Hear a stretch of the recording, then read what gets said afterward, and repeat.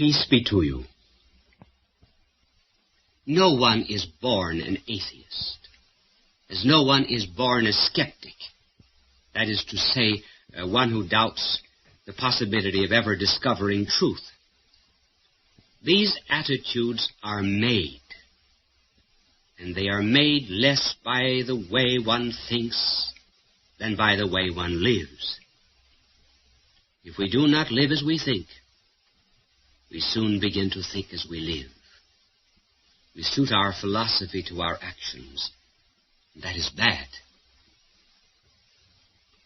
Let me tell you the story of an atheist in London, England. I used to do considerable work in St. Patrick's Parish in Soho Square in that city. One Sunday morning, I came into the front of the church to read Mass, and I found a young lady standing in front of the communion rail, haranguing the congregation. She was saying to the congregation, "There is no God. There is too much evil in the world. Reason cannot transcend sense. It is impossible to conclude to his existence. Every night," she said, "I go out to Hyde Park. I talk against God. I circulate England, Scotland, and Wales with pamphlets denouncing a belief in the existence of God." And on she went. By that time, I was up to the communion rail. I said to her, "Young lady, I'm very happy to hear that you say you believe in the existence of God." She said, "You silly fool, I don't." I said, "I understood you to say just the contrary. Suppose I said that I went out every night to Hyde Park and talked against 20-footed ghosts and 10 centaurs. Suppose I circulated England, Scotland, and Wales, denouncing a belief in these ghosts and in their centaurs. What would happen to me?" She said, "You would be crazy. They would lock you up." Well, I said, "Do you not put God in exactly the same category as these fantasies of the imagination, namely ghosts and centaurs? Why, then, would I be crazy attacking ghosts and centaurs, and you are not crazy attacking God?" She said, "I don't know. Why?" I said, "Because when I attack these phantoms of the imagination, I am attacking something that is unreal. But when you attack God, you are attacking something just as real as the thrust of a sword or an embrace. Do you think I said that we would have any such thing in the world as prohibition unless there was something to prohibit? Could there ever be anti-cigarette laws unless there were cigarettes? How can there be atheism unless there is something to atheate?" She said, "I hate you." Well, I said, "Now you've given the answer. Atheism is not a doctrine. It is a cry of wrath. There are indeed two kinds of atheists. There are the simple persons who have read a smattering of science, and they conclude probably that there is no God. But the other type of atheist is that type that might be called militant, such as the communists. They really do not deny the existence of God. They challenge God. It is the very reality of God that saves them from insanity. It is the reality of God that gives them a real object against which they may vent their hate. Now, after discussing the attitudes that any soul may take in the face of proofs, we will investigate the knowledge of God. First of all, how does God know? Well, God does not know the way we know. We know by looking at things. God knows by looking at himself. We can get a faint idea of the way God knows from an architect. Before an architect puts up a building, he can tell you, if he is the designer, the size of the building, its dimensions, the location of each room, its height, the number of elevators it will have, and so forth. How does he know all of this before the building is built? Because he is the designer of the becoming of the building. Now, God is a cause, too. But God is not just a cause of the becoming of the universe. He's the cause of the very being of the universe. And just as an architect needs only look into his own mind to understand something of the nature of that which he has designed, as a poet knows his verses in his own mind, so God knows all things by looking at himself. He does not need to wait for you to turn a corner before he knows that you're doing so. He does not see little boys putting their fingers into the cookie jar and conclude they are stealing. Everything is naked and open to the eyes of God. For example, he does not just look down at a debutante at a coming-out party and then be on tender hooks for the next 5 years wondering if she's going to find a man. There is no future in God. There is no past in God. There is only the present. We can get a faint idea what this knowledge is from an example of this kind. Suppose you walked through a cemetery in which you saw a succession of gravestones belonging to the same family. As you walked along slowly, you saw written on the first gravestone the inscription, Ezekiel Hingenbottom, died 1938. Then you walked a little further, and you saw another tombstone reading, Hiram Hingenbottom, died 1903. A few steps more, Nahum Hingenbottom, died in 1883. And then still further on, Reginald Hingenbottom, died in 1861. These tombstones would indicate a succession of events that happened in space and time. But now suppose you flew over that cemetery in a plane. Then you would see all at once. And that is how history must look to one who is outside of time. Another example may make clear the knowledge of God. Imagine you were looking at a motion picture reel. This motion picture reel has the full story or drama unwritten on every single inch of it. Suppose the motion picture reel were conscious. If it were, it would know the whole story. But if you and I were to know the whole story, we would have to wait until that screen, or rather that film, was unrolled upon the screen.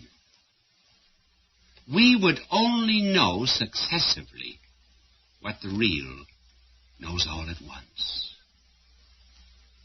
And that is the way it is with the knowledge of God.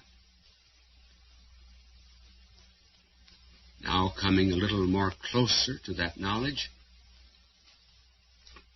because God knows all things and because He is Creator, it follows that every single thing in the world was made according to an idea or a pattern existing in the divine mind. Look round about you. You see a bridge, a statue, a painting, a building.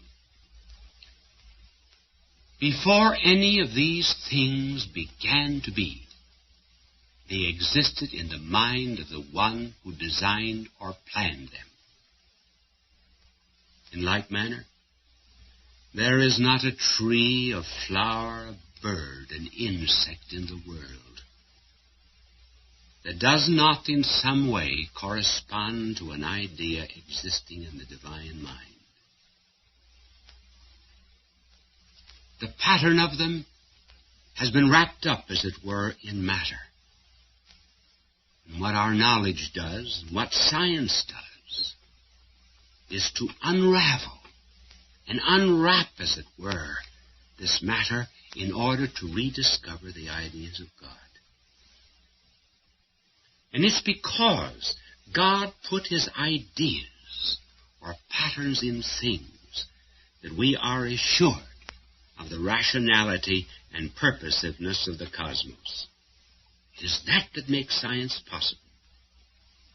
If there were no human minds in the universe, if there were no angelic minds, things would still be true because they corresponded with the idea existing in the mind of God. Naturally, we cannot bring up a subject like the knowledge of God without meeting certain difficulties. One of the most obvious ones is, well, if God knows all things, he knows then what is going to happen to every single soul in the world. He knows, for example, whether I am going to be saved or I am going to be lost. Therefore, I am predetermined.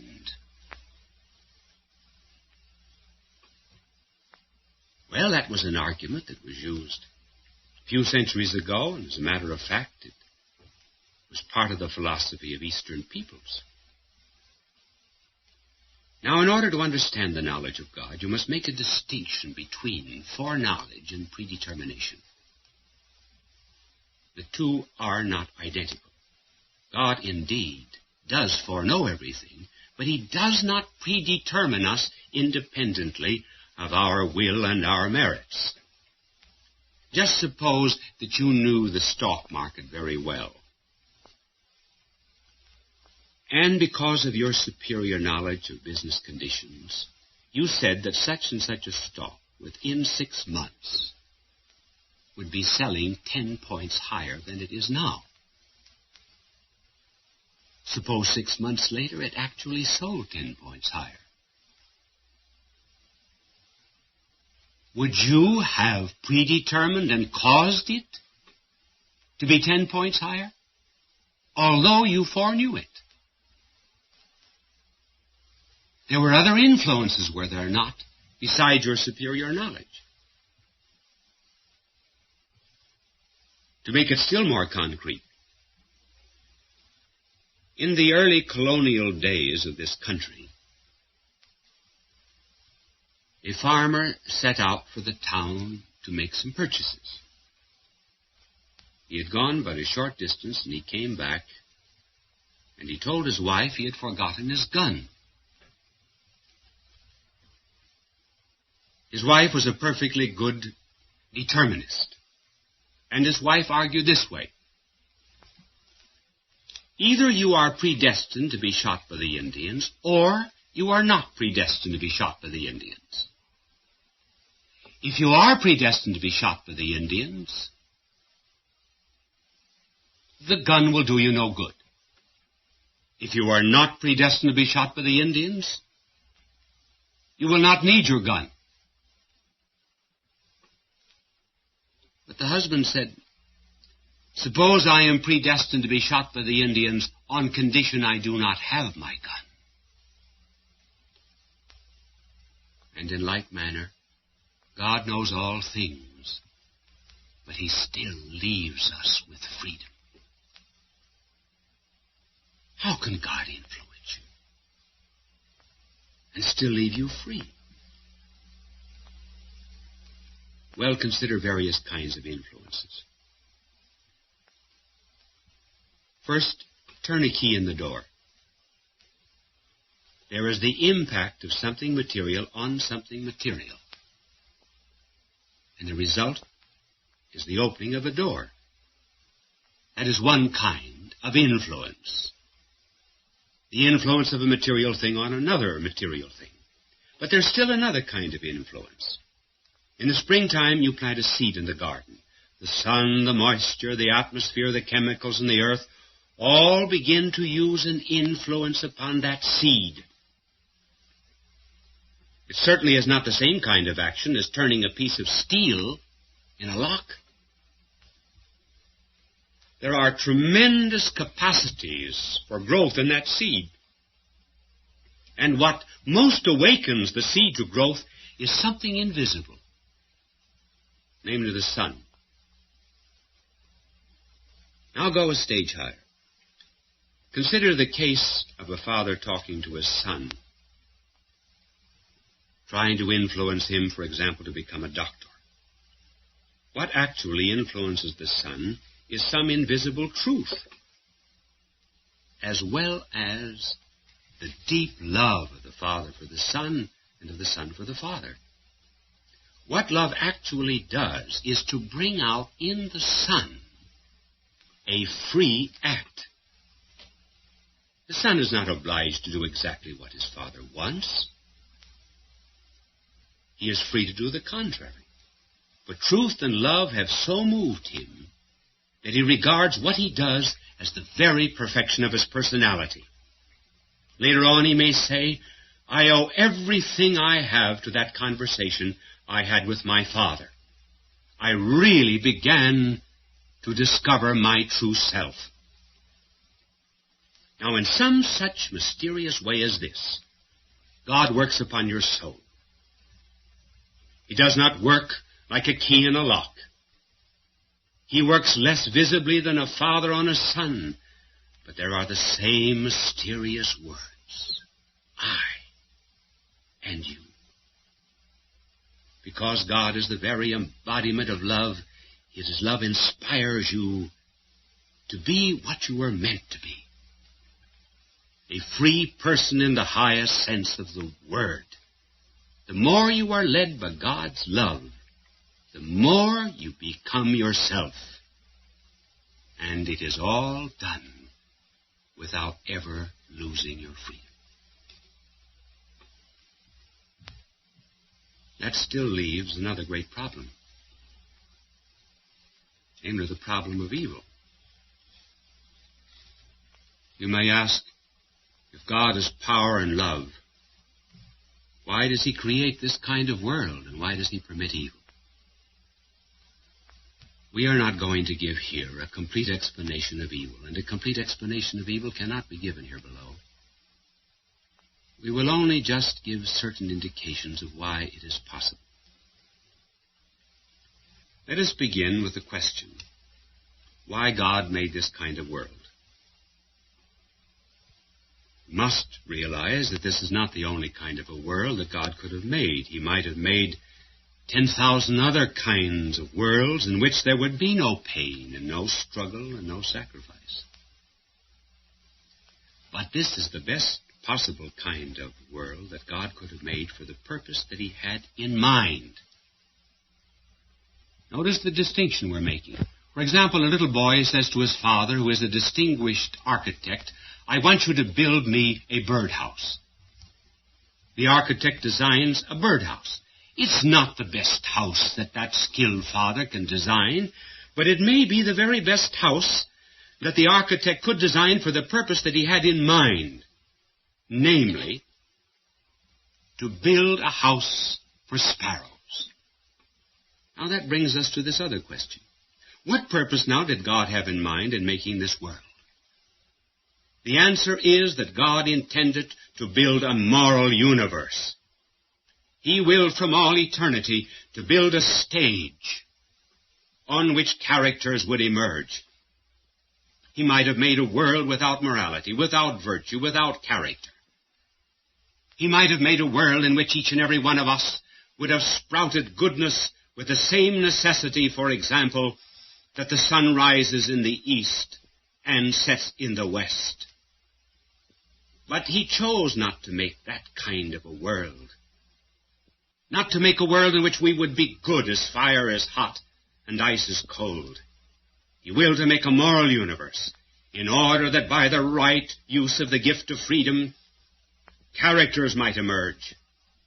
What does God care for things piled into an infinity of space, even though they be diamonds? For if all the orbits of heaven were as so many jewels, glittering as the sun, what would their external but undisturbed balance mean to him in comparison with a single character, which could take hold of the tangled skeins of a seemingly wrecked and ruined life and weave out of them the beautiful tapestry of saintliness and holiness?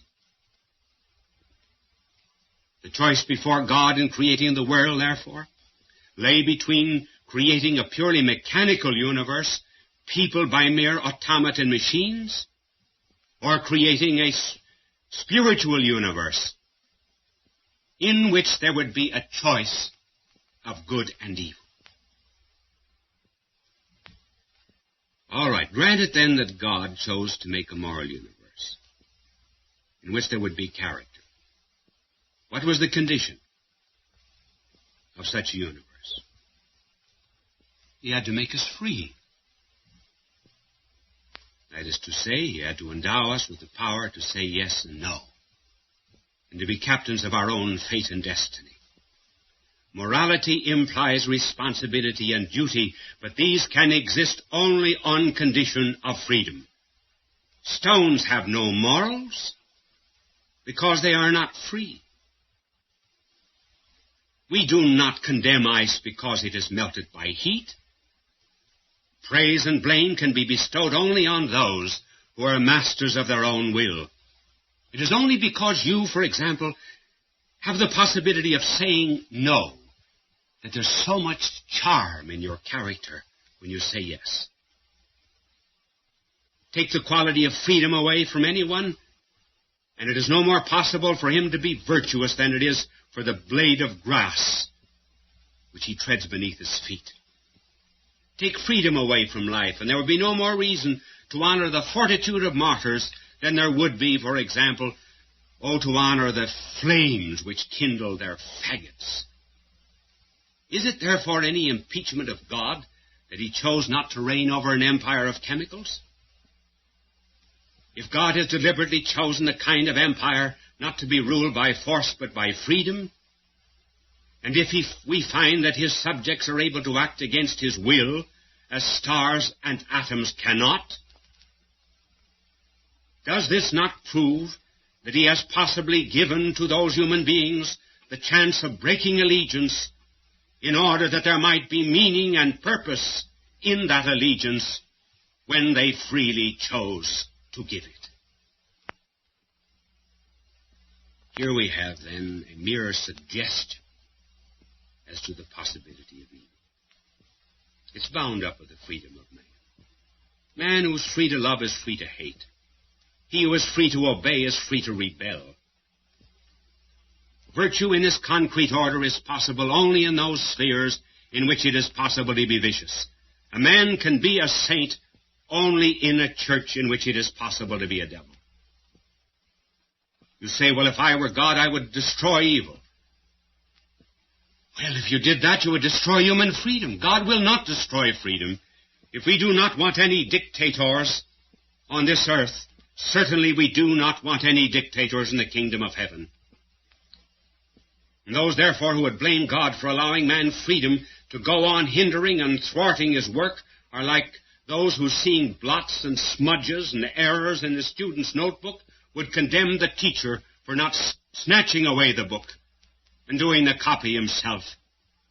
Just as the object of the teacher is sound education and not the production of neat and well-written copybooks, so the object of God is the development of souls and not the production of biological entities.